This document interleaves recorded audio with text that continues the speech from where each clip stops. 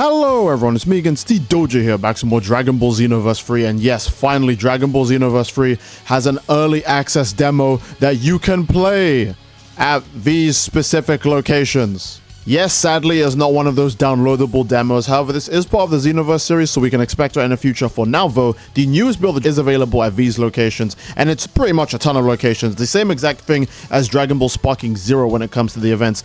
And based on the times of these all going down, she releases very early in 2027. Like, the ability to design custom characters during the Road Tour itself is absolutely insane, because the further you get into the Road Tour, the more they're obviously going to have to show, and the more custom characters we'll see. We'll see Glin's confirmation. Finally, we'll get to see, you know, different hairstyles and different Saiyans and how they change when you spike up, and different Super Saiyan forms. Oh my god, when they show Super Saiyan 4 at the later times, holy, that's going to be crazy.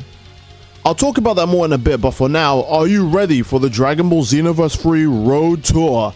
Dive headfirst into the game with a playable demo and merch giveaways. The Road Tour begins this summer at DreamCon in Houston, Texas on July 10th, and obviously more information on the Bandai Namco official page, which we'll obviously check in a bit. If they do like a tournament, like at any like venues, I'm getting #1 and then making that the video title, #1 Xenoverse Free player before the game even comes out. Now this is going to look very familiar to a lot of you guys. This is going to remind you of the Dragon Ball Sparking Zero Road Tour, because they did the same thing. The only difference though is with Sparking Zero, that Road Tour ended like almost like a few weeks after the game came out, which is really weird, because obviously at that point, why wouldn't you just buy the game?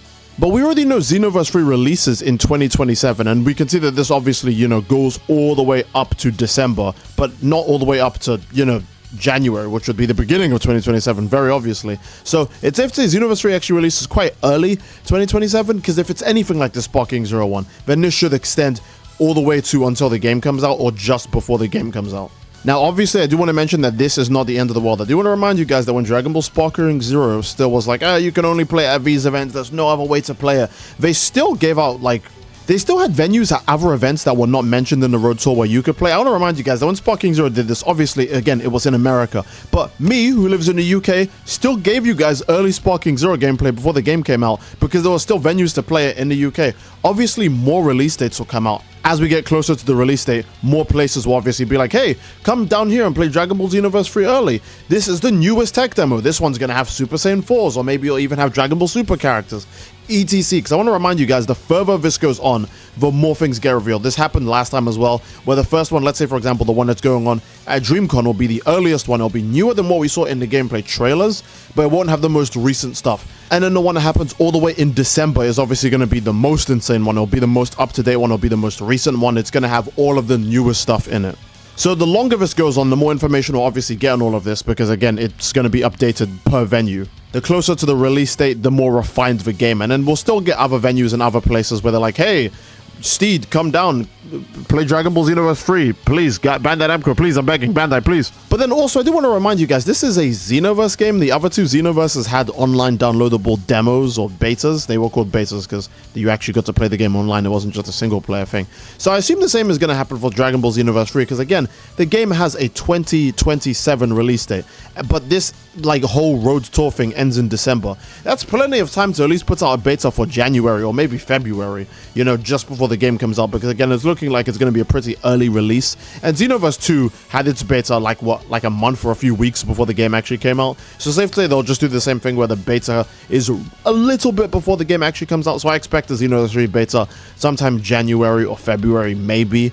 And obviously, yes, I should say it again, those betas will be fully downloadable, although I'm not sure what the download availability might be for those, because if I recall, you couldn't download the Xenoverse 2 beta if you were in the UK. I swear to God I remember that, and I remember being very upset about that. Obviously, again, you could still just change your location, then download the, you know, the beta, because the beta is literally just free, and then you could just play it whenever you wanted to. But I specifically remember, before I knew the trick, I couldn't play the Xenoverse 2 beta because it was like American and like Japanese only. So as a UK resident, I was just screwed over. And if I recall, Xenoverse 2 also came out 3 days later in the UK than it did in America. That also pissed me off a lot. But they don't do that anymore. They didn't do it for Sparking Zero. They haven't done it for Fighters. They didn't do it for Kakarot. They haven't done it for any of their recent games. It was just Xenoverse 2 specifically that was extra weird like that. So I wanted to mention that, because that shows that when it comes to the Xenoverse games, at least, they did do slightly different things when it came to the release release and the beta handling. So again, Dragon Ball Xenoverse 3 is obviously the same, where they might present all of these times and locations and dates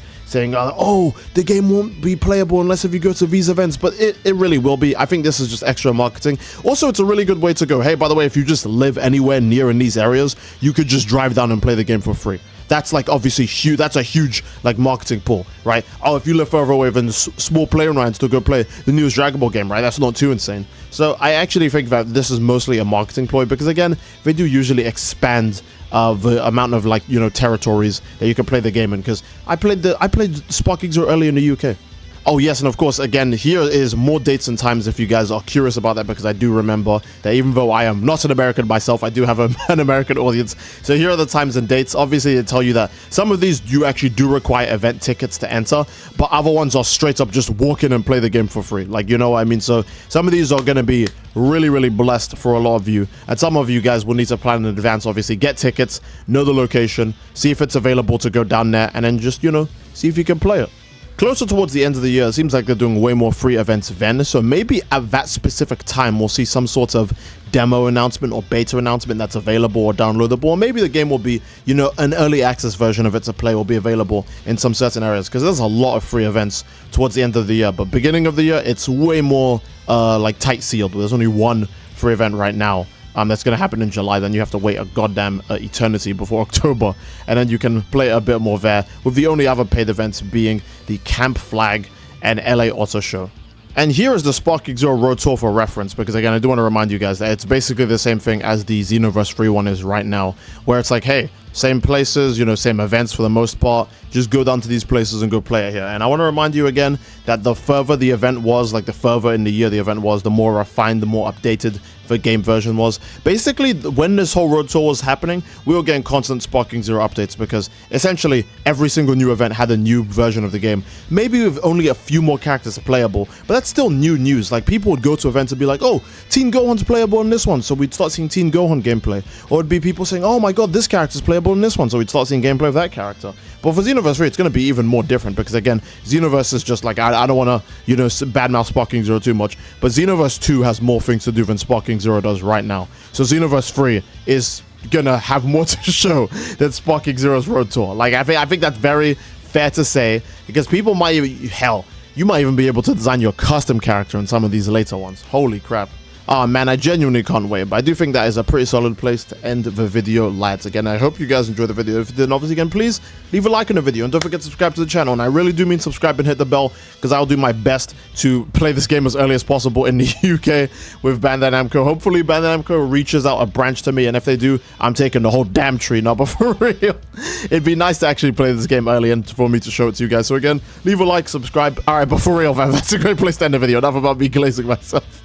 I do hope you guys enjoyed, and if you enjoyed, then obviously again, please leave a like on the video. Don't forget to subscribe, it greatly supports the channel, and leave a comment down below as to what you'd like to see next, fellas.